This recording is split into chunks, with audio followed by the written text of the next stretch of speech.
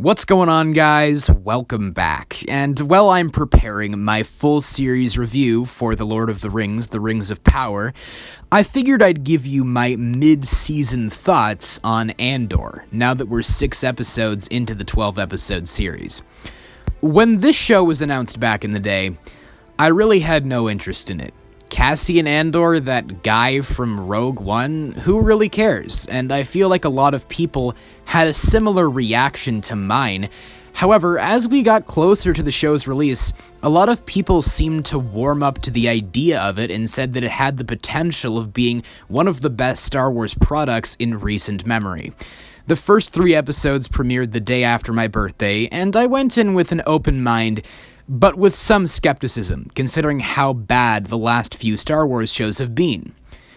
I must say that this show has done nothing but surprise me, and it is quite easily the best live-action Star Wars show we've gotten thus far. And that will be the main focus of this video, to examine the strengths of this show and comparing them to the weaknesses of the other live-action Star Wars shows, those being, of course, The Mandalorian, The Book of Boba Fett, and Obi-Wan Kenobi. One thing that I've heard constantly being said about this show is that it hits different. It feels so incredibly distinct when compared to most, if not all, other Star Wars products.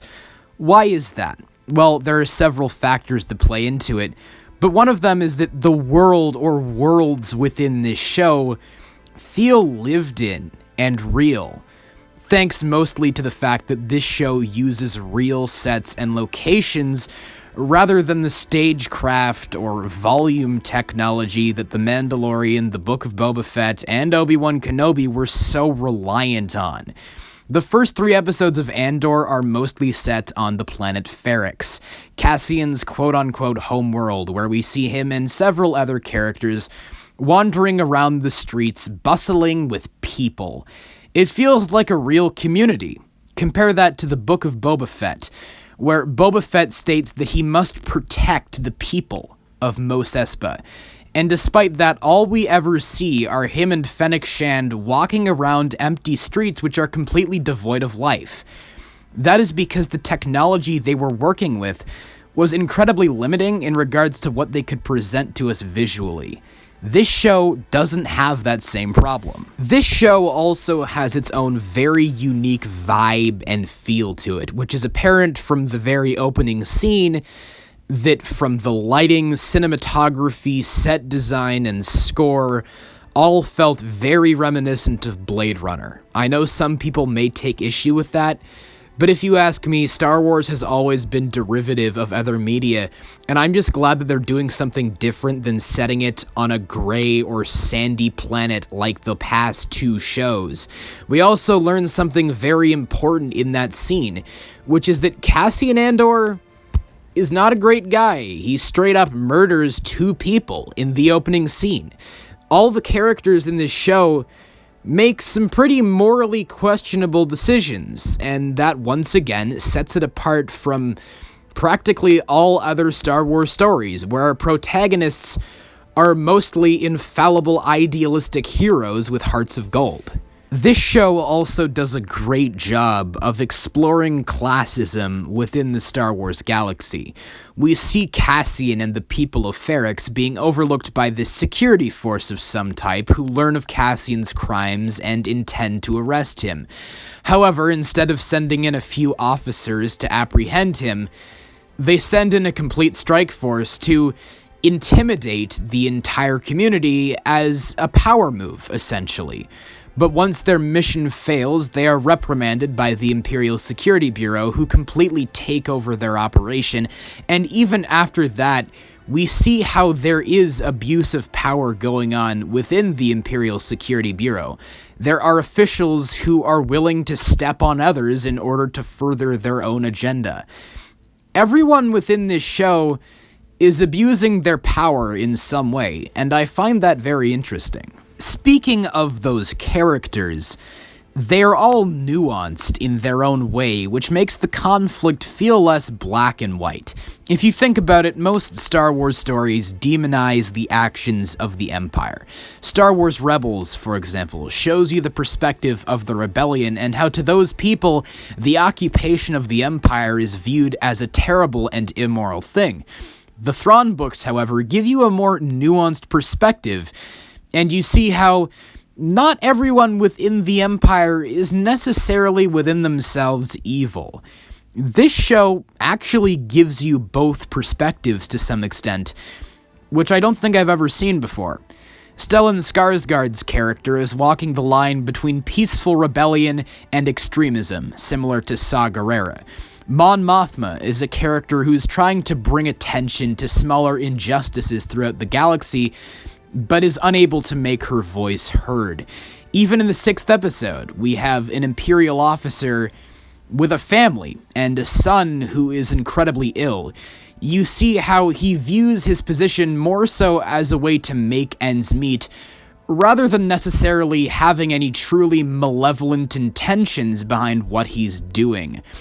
All of the characters that Cassian works with to accomplish this mission also have their own different reasons for being involved. Some of them have been hurt by the Empire. Some of them, like Nemik, have their own set of beliefs. And some of them, like Skeen, who ends up being a piece of crap in the end, are just motivated by money. This level of character work is kind of unheard of for one of these live-action Star Wars shows. I mean, seriously, try and tell me anything about Fennec Shand, who is meant to be the secondary protagonist of the Book of Boba Fett. Can you tell me anything about her aside from the fact that she's a master assassin, which they repeat like 10 billion times? What are her beliefs? Why is she even working with Boba Fett? You can't tell me, because they never put any effort into developing her character. This series, on the other hand, actually takes time to develop extremely minor background characters. The ground-level nature of this show also makes the conflict feel large, despite the story being small in scope.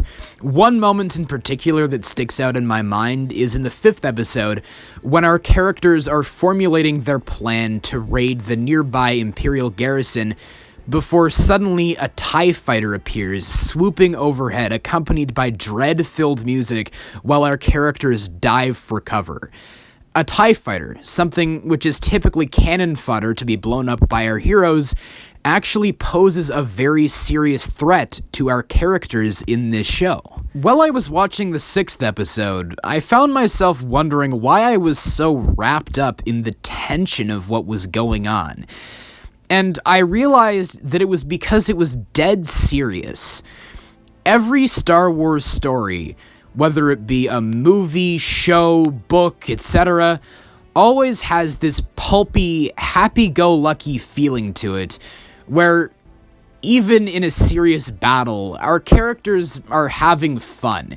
Even in Rogue One, which is in many ways a companion piece to this show, we have characters like K2SO or Chirrut Imwe, comic relief characters intended to relieve some of the tension from certain scenes. There aren't any jokey characters in this show to undercut the drama of the scenes. The raid on the Imperial garrison was fantastic. Our characters are actually contemplating whether or not they want to continue on with this mission because they know there will undoubtedly be casualties. We also saw everything building up to this. The entire 2 episodes preceding this one had shown us these characters constructing their plan, so seeing it being put into action was actually exciting. Compare that to The Mandalorian Season 2 finale, where our character's ultimate plan to rescue Grogu is to crash onto Moff Gideon's light cruiser and literally shoot everyone. Because the characters in that show have literal plot armor, there's no suspense regarding whether or not they will live or die. The characters in this show are vulnerable. They can die, and several of them do. And did you guys hear what I just said? This show is actually building up to things, and it's taking its time in developing the story. But people don't like that, I guess. I've seen a lot of people saying that this show is too slow or it's boring. But the only reason they're saying that is because they've become so accustomed to these shows being extremely rushed. Now, this isn't just a problem with Star Wars shows. It's a problem with most Disney Plus shows, whether they be Star Wars, Marvel, or otherwise. Most of them condense material which is meant to be spread across a longer amount of time into 6 or 7 episodes, which makes the story feel strange and unfocused. Andor is telling mini arcs which are also a part of a larger story. It's very similar to the Clone Wars in the way that that show also had 3 to 4 episode arcs which were contained but also contributed to an overarching narrative. Andor is following a similar formula, which I think is great. I love that the creative team behind this show is actually giving the story the proper time it needs to play out rather than trying to squeeze it into a shorter amount of time. Now, in regards to bad things about this show, I can't think of many off the top of my head, but there is an argument to be made that this show is only doing the bare minimum, and it doesn't deserve to be commended for that. What I mean by that is that this show is competent on every level. It's competent from a writing standpoint. It's competent from a directing standpoint. It's practically competent on every level, and that makes it look like high art compared to the other crappy Star Wars shows that we've got recently that weren't competent in any of those areas. But Star Wars has always been simple, and I don't think that this show being simple is a problem, because it is exploring interesting themes and concepts in a mature way, despite the fact that it's pretty predictable. I could see from a mile away that the character Nemik was going to die in the raid on the Imperial garrison. But they still made me care about him. Compare that to the characters Tala and Wade from the Obi-Wan Kenobi series. Did anyone care about those characters? No. I felt literally nothing when they died because they didn't put in any effort to make me care. Even though Nemik was a pretty stereotypical character and his death was telegraphed from 12 parsecs away, I was still sad when he died. They did put in the work, and that's more than I can say about these other Star Wars shows as of late. Before I end things off here, I would like to answer a question that I know I will inevitably get on this video, and that is, what do you mean Andor is the best live-action Star Wars show? Did you forget about The Mandalorian? Now, I know a lot of people love that show, and I had my fun with it back in the day, but as much as it pains me to say this, as time has gone on, I've come to realize that The Mandalorian isn't all that good. There, I said it.